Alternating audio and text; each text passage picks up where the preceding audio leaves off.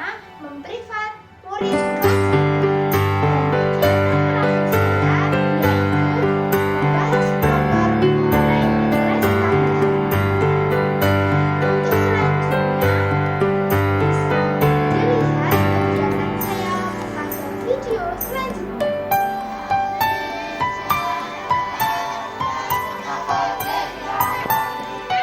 Falak min syarri ma khalaq.